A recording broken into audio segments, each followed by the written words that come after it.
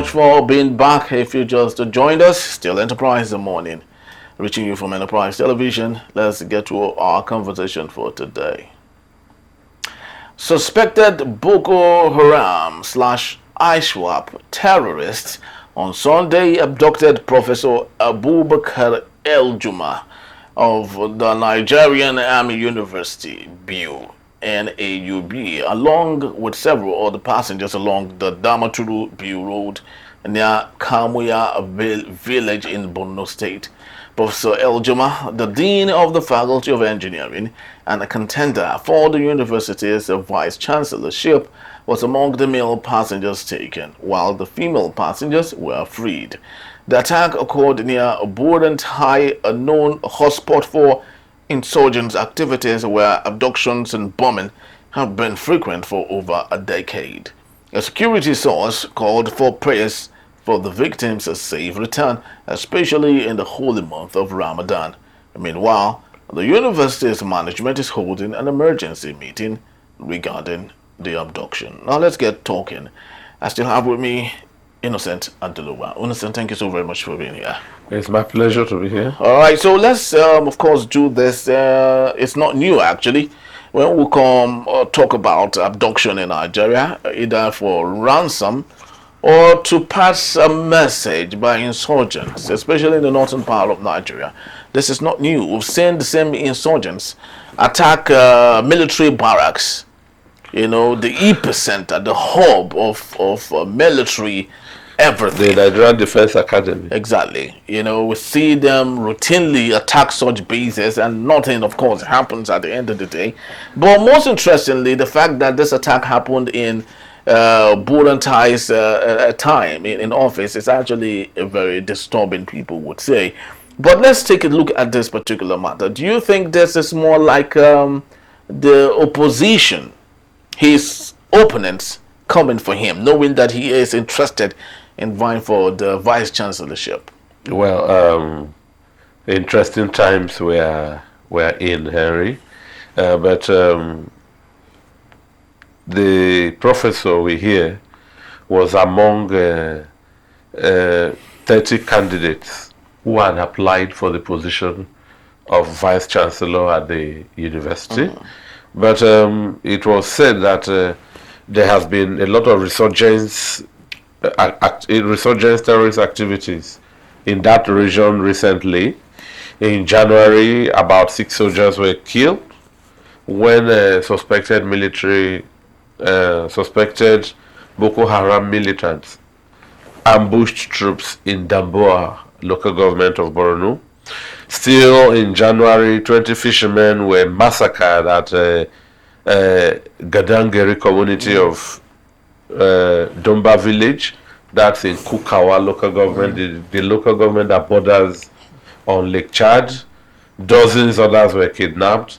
Last month, we are just into the first week in March, and so in February there was increased violence. 7 people were killed in 2 separate attacks in Damboa. So this deteriorating security situation is raising concerns over the safety of residents and travelers in that area. One of them now, notably, preeminently, the army professor. Others kidnapped with him have not been mentioned. Only the women were released. One of the tasks of a country is to secure itself.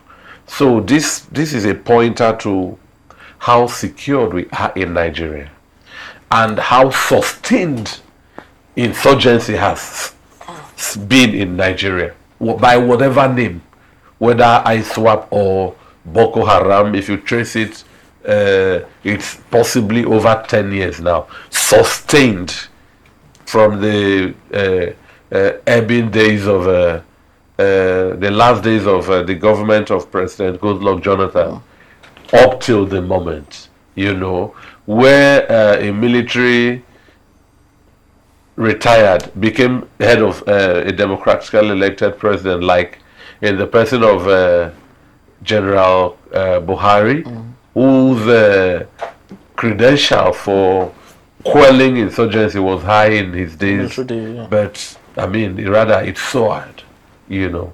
So it's beyond the person of the professor. It's about the state apparatus of security.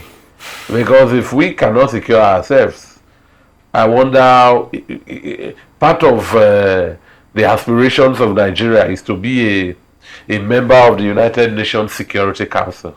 Which, of course, we have been fighting for, but ironically, we don't have what it takes to sit at the table. If you look at the ongoing, if you juxtapose on the global stage, there was the Israeli retaliation to Hamas invasion beginning from October 7, 2023.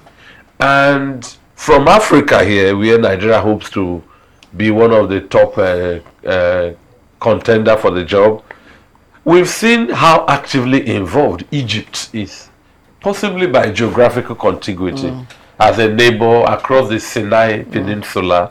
But down the Cape, we've seen how vocal South Africa has been, even taking Israel to the International Criminal Court. You know, that's an African country.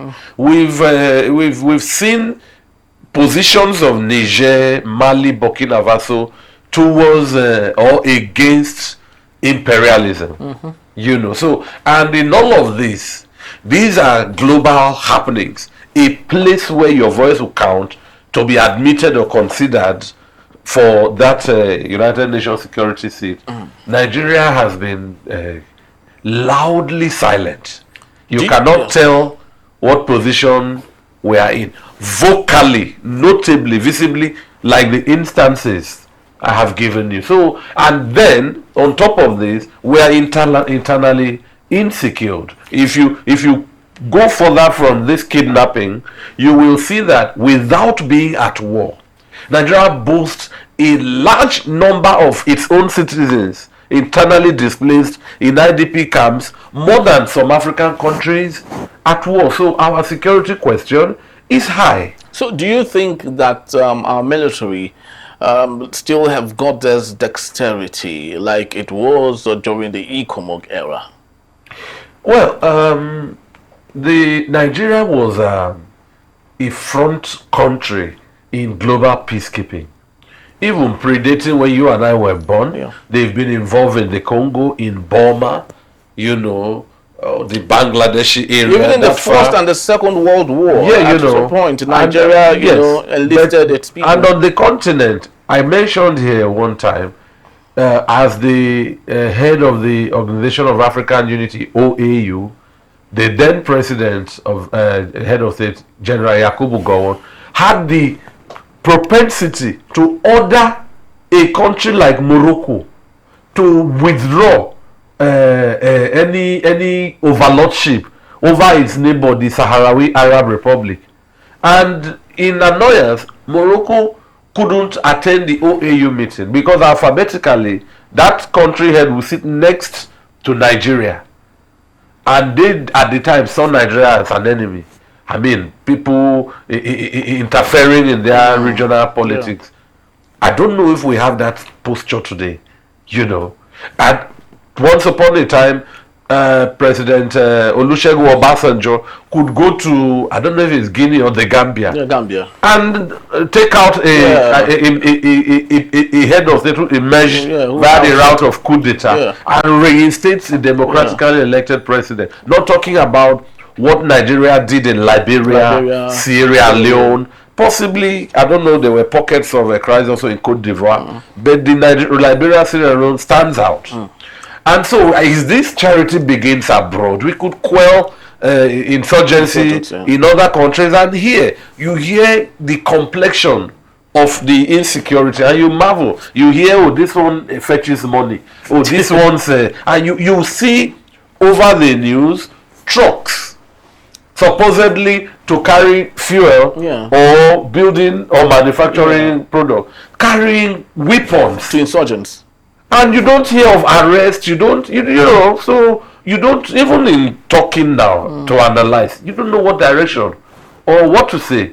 We don't even know if there are underhand play, possibly when this election for the vice chancellorship is over, the kidnapped professor might surface harmlessly. But by that time, his license to contest that seat would have been would be over. So do you think the Nigerian state is consciously opposing itself, or do you think there's an implosion imminent? I don't know, but I think that where there is genuine political will, all of these things will be a thing of the past. So when you talk about genuine political will, are you saying from the vantage point of a leader who is not so materialistic, or who is driven, who is drunk for position? Is that what you mean by political will? The leader can be corrupt. Are you getting me? Can be weak, but may take security as a priority. You see, no human being is perfect. We don't want weak, corrupt leaders. Do you understand me? But there are leaders who are remembered for something, irrespective of their other sides. In the US today, you remember Obama for Obamacare. Doesn't mean he scored excellently in other. George W. Bush Sr. led the international coalition to the Middle East in the time of fighting with Saddam Hussein. Yeah. However it went, whatever the credibility, some American presidents were remembered for lowering tax against to favor the citizens. So I'm saying Nigeria can have a president that can be remembered for something. I remember General Olusegun Obasanjo for globetrotting to help Nigeria achieve debt relief. What do we remember Buhari for? What would Asiwaju Bola Ahmed Tinubu be remembered for? There are lots of things. You just solve just one, and your name will be cemented in positive legacy across succeeding generations. Is it putting a permanent end to epileptic electricity supply? Is it being remembered for fixing maybe a good percentage of roads across the country? I think to his credit, we can also now remember General Buhari for some of the revolution in the railway transportation sector. Is it putting an end to this Boko Haram? Something, because the citizens cannot carry gun. It is unconstitutional. If you carry, even if your village is under siege and you carry gun, you will be arrested. Yes. Even if it is self-defense. Okay, those who can carry this arm to protect, you hear, they were killing in Jos, in Plateau for 4 hours. It was when they left that the security hastily arrived. And these are trained constitutionally enabled architecture that are becoming lame dogs in the face of criminals. You hear, the Nigerian Army or security operative fell to the superior firepower of. You wonder how much is a senator's salary? How much do they paint or renovate the houses? How much are these weaponry? How come affluence, opulence is expensively maintained? Now, gadgets for security are of the lowest quality, such that opponents in your territory are trampling and calling the shots at it. As we are in Nigeria right now, we have pockets of ungoverned territory in Nigeria. Yeah, very true. Because when we talk about some of these issues, it looks like it's just predominantly based in the north. In the southeast of Nigeria, it's hell over there.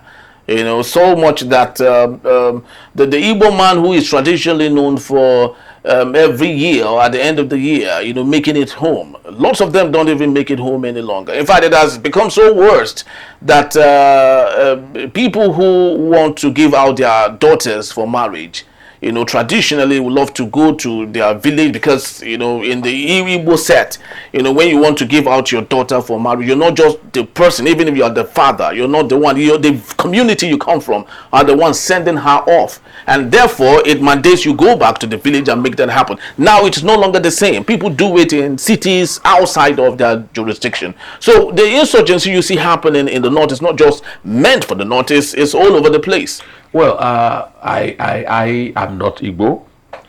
To be honest, let me say it. I wish I was Igbo. I like what they do, the Umunna thing, the Menala and all. But the insurgency is eroding on the ancestral culture. And it's better to do it in a city and be safe. Because a man's home is his sanctuary of peace. If there is no calm, serenity, wherever you find it, you take it there. I have said it here that where there is genuine political will, there are quotes attributable to our deceased head of state, General Sani Abacha.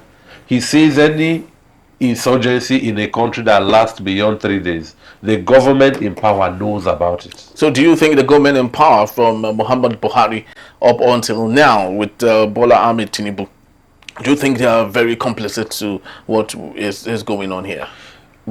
Because they are the President Ashwaji Bola Ahmed Tinubu is Commander-in-Chief of the Armed Forces. He has appointed army chiefs or security personnel who should know their terrain. I would say yes, the government of this country is aware. If they are not aware, it's an indictment on the government. They should be aware and know how to deploy the right defenses to secure lives within the country. So we cannot sleep and wake up happily, comfortably that the government is not aware. Then that is a big alarm. Because it's very important that I'm very so emotional with this story, and the reason is because in the 80s, so many of us, our parents, had to make their way to the northern part of Nigeria. Literally, almost every southerner saw themselves in one state or another in the northern part of Nigeria. Why? Because out there it was cheaper to raise a family. It was cheaper for you to feed your family. School was readily available. Everyone's, of course, understanding the language and being part of the religion, the culture was a normal thing. But with the growth of insurgency, every single person has left the northern part of Nigeria. And it's so bad. And this is a beautiful place. Awesome place. Nigeria is under her nest. Nigeria is beautiful. If you go from, say, Katsina Allah in Benue into Takum in Taraba, Wukari, and you go those areas, let me call it the T.Y. Danjuma area. You see lovely mountains around Gembu, all the way to Yola and Numan, Mobi and the rest of it. Lovely. That Adamawa Plateau bordering Cameroon, even our Lake Chad, when that area had tranquil. It's a lovely place to be. Beautiful tourist. I don't know if there is that myth called Yankari Game Reserve in existence today. No, it is. It is. And thriving. No, of course, it's the shadow of itself. So that's why I'm looking at it as a myth now. You will see it in children's textbooks. Yeah, textbook, but it's more important. When I was a copper, some of my colleagues traveled to Kainji. And told stories of watching in the reserve elephants and all of that. But you see, you cannot carry your bag now compared to the days of your father and say you want to move up there. you will have to undergo a psychiatric test. Definitely. That's why I'm putting it at the doorstep of the government. You have children, you have family like I do. We cannot go to sleep without checking if the lock at the gates. And that's the least we can do. We cannot go to bed without checking if your doors are properly locked. And there are days you wake up and see that you went to bed, your door was open. You are safe, but you will be alarmed. I don't know if those who are in charge of these apparatuses are alarmed. I said genuine. And like we said in all of this, some of our big political heads already have their family, children safe beyond the shores of this country. So, and they go about with security aids around them. So, what have they to lose? Ensuring their own safety. And today, you cannot buy Garibis because insurgency has chased local people out of their farms. It's beyond the professor or the vice chancellorship at stake. Normal life is truncated. Totally eroded, actually. Because of, but I would love to ask you this, as much as we do not ask for a military takeover or regime, because it's never been the best form of administration. But would you say that the military has done well with respect to securing the nation state and allowing for peace in different parts of Nigeria, as opposed to what we have today with democracy? Well, by every standard, it was better during the military regime. And what did they do right? They secured the country. In fact, you dare not invade any territory in Nigeria. Because like we've analyzed, Nigeria was securing the region. Nigeria was securing the continent. You will be afraid to carry out any invasion within Nigeria, knowing you will be, if such a person will be fished out. But the same military still exists now. So what is the difference? When the military, it has been argued, there are reports that today's military have been pigmented by politicians. Fleshing that out, please. I would say so. The military are well looked after by the politicians. Please, fleshing that out, because it's... if you look at... Let me give a similitude. Yes. In Abuja, here, Minister Wike building houses for judges. Yes. And then you sue or take the government to court. You take Wike to court. Or his interest to court. Okay. You can imagine, where it will go. Today's military, and especially from President Buhari into Ashiwaju's government, carry out too many press conferences. Because when you come talking strategy to the public, what do you have? It can't be that, you said a few, you kept some. Nobody needs to know your mind at all. Strategy is your trump card. It's the ace you are going to pull and have the edge over competition. So at the other time, talking about in the military, the rank and file, the discipline was way higher than now. Yes, with the military in charge of all the national resources, they would have lived opulently, but each cadre of authority, top down, was a straight jacket one. But today, even it was for the kind of life politicians live now that some military coup took place before. Yeah, exactly, because I wanted to ask but today, because post-independence, the 1966 coup that we had was similar to what you just stated now. The democracy that we had then wasn't as fantastic as the military thought it should be, which of course led to the 1966 coup. That was a revolutionary coup. And in revolutionary coup, the coup plotters are hoping to right certain wrongs. They may not stay long in power, but the masses may not trust if they will stay long or not. That's where the doubt, that's where the gap exists. But today, they kind of, look, you just go to the media, hear how much is being used to renovate the home of the vice president, or and the military are looking. The military and the politicians of today, hobnobs, of course they are not supposed to be enemies, but the military of today are well looked after by the politicians. Something today's military to me seem to be more politicized military than core military. So do you think that is what is needed just to create that synergy with democratic leadership?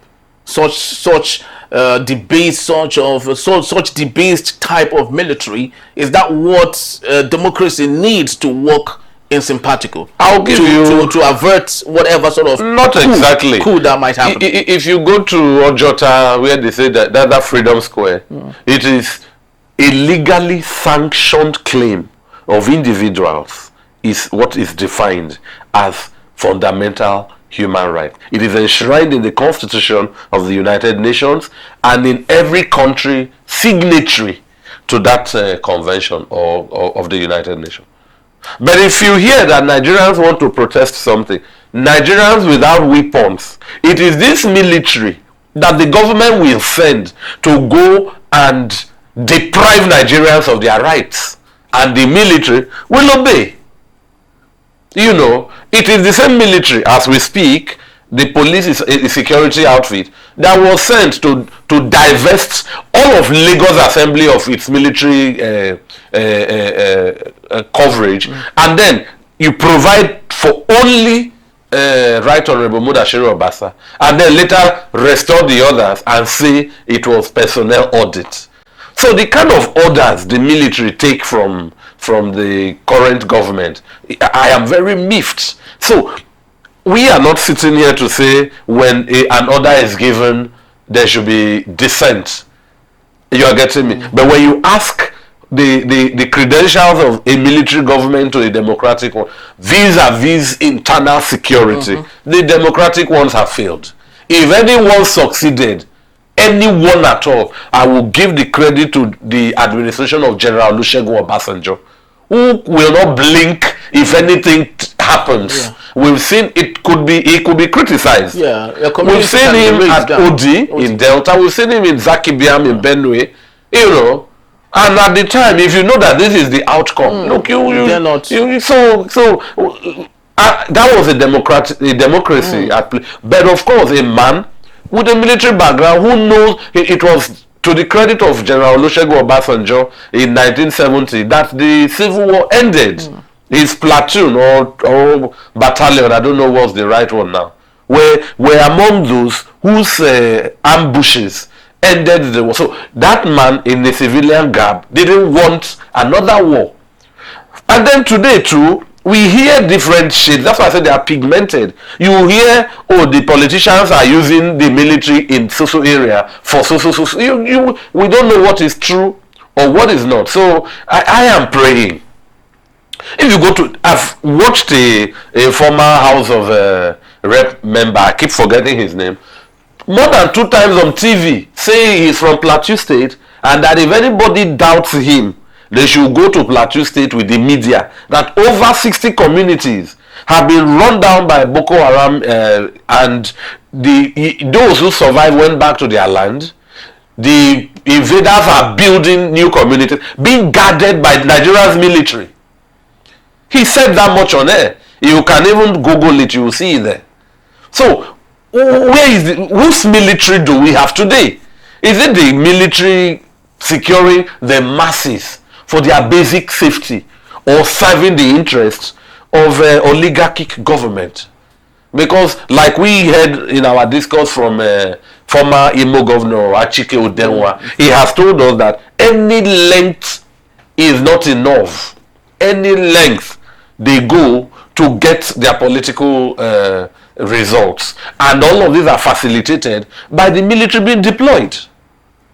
I mean, how can a military obey and shoot at unarmed protesters? Unarmed. Who gives the military such an instruction? Leave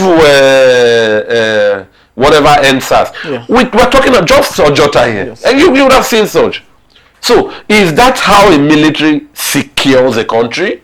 These are unarmed protesters. You just don't want protest on the road. Okay, now, your own citizens are being attacked and killed for across a decade. How have you curbed insecurity? It's even more worrisome, to the fact that the military themselves are the highest casualty in some of those things, because every now and then we see insurgents, attack their bases, kill lots of them, deface lots of them. You see amputees everywhere from the Nigerian military. So if we're even talking about this as against the professor that was kidnapped, military trained with taxpayers' money are the ones that even pay the brunt at the end of the day, because casualties are abound, with the military, with insurgency and all. But just in 30 seconds, if you may, we've had the UAE come up with names of those that they said were sponsors of some of these insurgent groups. And the Nigerian state is mum about it. They don't want to say anything about it. Where do you think a country like that would end up? You are a historian. I would love you to appendage this with other nations that have allowed themselves pass through this conduit and where it led them to. Anyway, one of the easiest ways of the Nigerian military solving this is doing things that are universally applicable. And which is? Look at, we hear that the Nigerian Defense Academy was invaded. Have you seen any security footage? Is it that the Nigerian Defense Academy does not have CCTV? So you can identify whether they were masked or not. In going to arrest, in going to solve some of this, some of the military worldwide wear body cam. Body cams, yeah. And so you can even see the assailants. Have you seen any in Nigeria? How much are this technology? Is it that we cannot afford them compared to how much you can afford jeeps of politicians? Well, true. You know. So you put it on the pendulum and find the weight of the priority. And you wonder which is more. Which is more? The government sits on top of massive resources belonging to the masses. Are they being deployed according to the priority of the welfare of Nigerians? You know. So it's not a rocket science, Henry. It's not rocket science. What the let me tell you here, the government is the agent of development and underdevelopment. It's about what they want to do or what they don't want to do, because policy is about the action or inaction of government. Well, we can go on that particular matter, but we just have to draw the curtain here. It's actually very laughable. We're seeing some of these things in a situation and in a country where police barracks are still served on the platform of Band E with our PHCN. You know, so they're the least when it comes to distribution of power. So how would they even do their job well?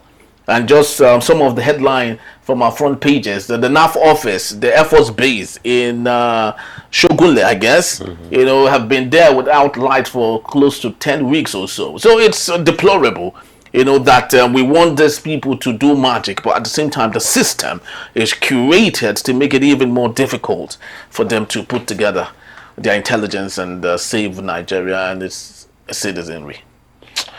I think I'll just leave it at that. Yeah. All right. People, that's just about the time we have. We love Nigeria. We pray for Nigeria.